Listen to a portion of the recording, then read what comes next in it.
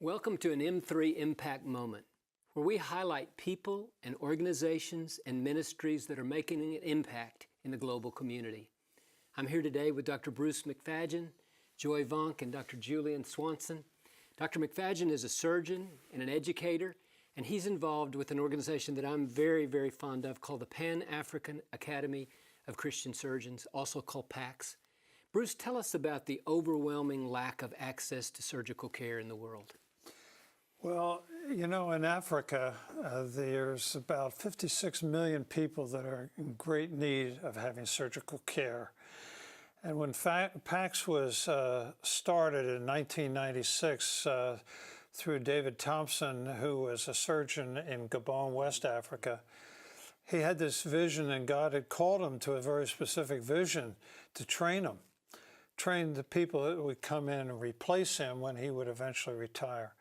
And really from that initial vision, God has just opened up doors, brought people in and residents in, and this training program was established. And it was established as a 5-year surgical training program, similar to that in the United States, and a little more broad, obviously, because the need is more broad. But these men were then being trained. And right now we have about 55 residents in training. And we are hoping to train by the year 2020 about 120 residents. Amazing. Wow. You know, I've worked with many of these PACS residents all over the world, helped train them for many years at Tenwick, and they are some of the brightest, most compassionate, most godly people. So I applaud the vision of the Pan-African Academy of Christian Surgeons and hope that you reach those goals in your efforts. You know, and besides the surgical training, we want these men to be trained spiritually. And so we have a 5-year spiritual curriculum for them. And we have what we call the Blue Book and the Green Book. And they learned biblical principles, but not only just learn them, but they learn to apply those things. Yeah. And that's been the exciting thing for me, is to watch these guys as we are out making rounds on the floors at these hospitals, that they will go ahead and share their faith when the moment is appropriate and pray with the patients at the bedside. Yeah, that's so good, so good. You know, it's one thing for you and I to go over there and do surgery. It's another thing to train somebody to take our place, like Dr. Thompson. Right. These training programs are in rural areas. And when these men and women leave our program, they go back to rural areas to do their surgical work and to share the gospel. Amazing. Amazing. You know, sometimes people think that you have to go to Africa or to Asia or some place like that to do missions, but I think Joy Vonk is a perfect example of there are needs right in our local community. Joy, you're a physician's assistant right here in Houston, Texas, and tell us about how you're involved in medical missions in an urban setting. Yeah, so I work for Casa El Buen Samaritano, and we are a nonprofit free clinic in Southwest Houston. And we're reaching out to the low income, the uninsured in our community that wouldn't have access to care. But what I think we do that's really different is each patient that walks through our doors also sits with a spiritual mentor, a counselor, someone who's coming alongside of them, whether they've even heard the name of Jesus or if they've been a pastor in their life somewhere before. And we're just looking to meet them where they're at, to be able to share the love of Jesus from the moment that they walk through the door all the way through their 3 months of care or their 8 years of care with us. And we just see that as a way to open the door to their life through their medical care, but have an eternal impact. That's our heart's desire. Good. Now, Joy, you don't have a huge staff there, do you? We do not. Tell us how you meet this, because these are the opportunities that M3 is all about. How do you meet the needs that you have to care for these people? So other than myself, we are all run through volunteer clinicians. And so we bring in volunteers all over the Houston area. And we're just asking people to commit a small amount of time each month to the clinic. And so having M3 as a platform to talk to people who are entering into a career, or maybe they've been in it for a long time and they sense God's calling on their life to be involved in domestic missions, to feed into the community, it has been such a great opportunity for us to be able to speak with others. Yeah, that's amazing. I know for us here at Lakewood, we're involved, and really it's a commitment, just one time a month. Yes. On, I think, a Tuesday night, we go down and provide care for 4 or 5 hours. And then you have multiple churches and multiple other volunteer caregivers that do the same. That's exactly right. Yes, we partner with churches, people that have the similar heart and the similar mission that we do. And having teams come in, such as your team, allows us to open our doors to see patients for about 4 hours each clinic night that we're open, and to be able to talk to them about the Lord. So we want that medical healing, but even more so, we want that spiritual healing. What I love too about CASA is that you didn't build a facility. You know, where do you guys provide care? We are in a modular unit. At a church.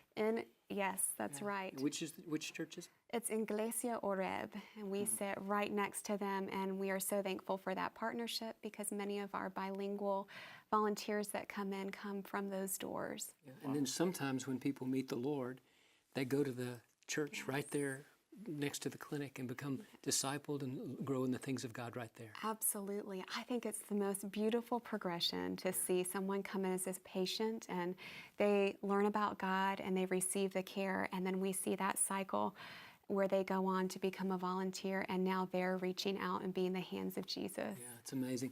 You know, we live in a community. Houston has about 5-6 million people, but it's very, very spread out. And when I was there recently, a lady had driven all the way, probably 35 to 40 miles, to come to the CASA for care.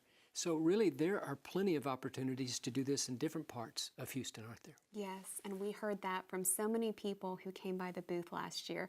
We had no idea that there was this opportunity here in our own backyard where we could serve. Maybe God has been calling my heart, but for whatever reason, I'm not able to leave this setting of Houston itself. And we see that God's love is so apparent in their lives as they're fulfilling the mission that they had no idea they could do right here. Yeah, it's amazing. I applaud you and so respect the call that God has for CASA and for you and what you're doing. Thank you. Thank you so much. And Julian Swanson's a good friend of mine. Julian's a fourth-year resident in medicine and pediatrics. Yes. Right here in Houston. And Julian, you have an interesting upbringing, don't you? Yeah, I grew up as a missionary kid in Chile. Yeah.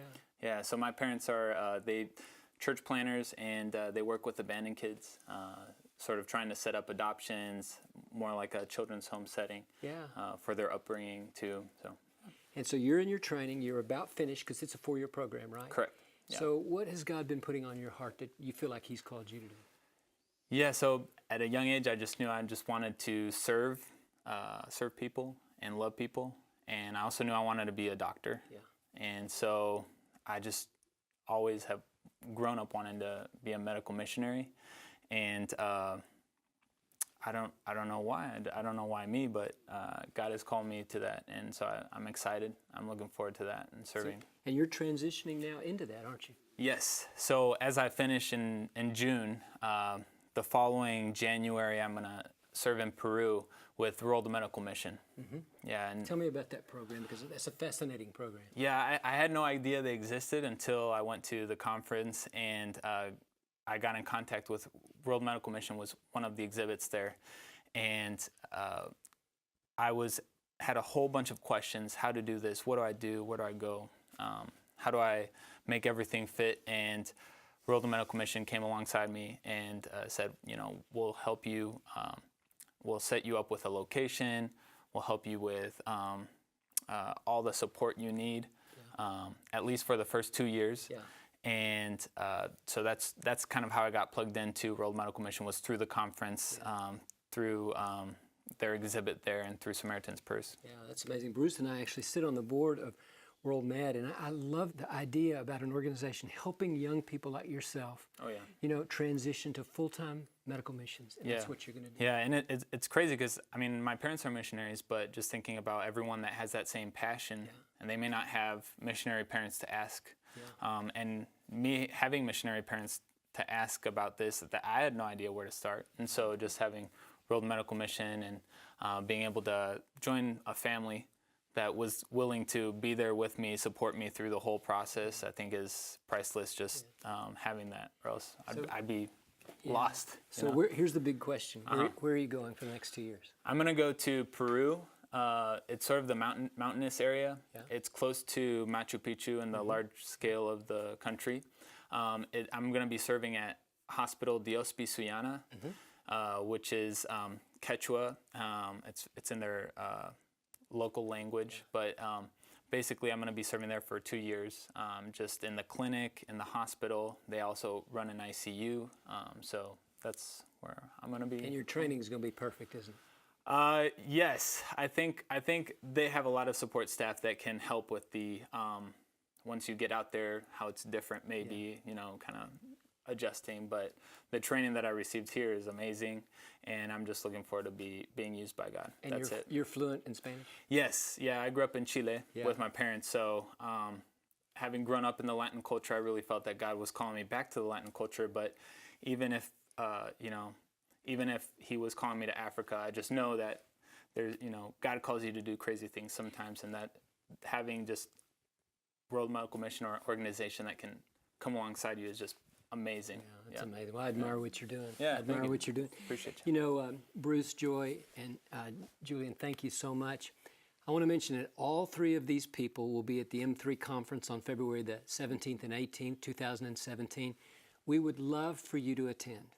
You can check us out at m3missions.com.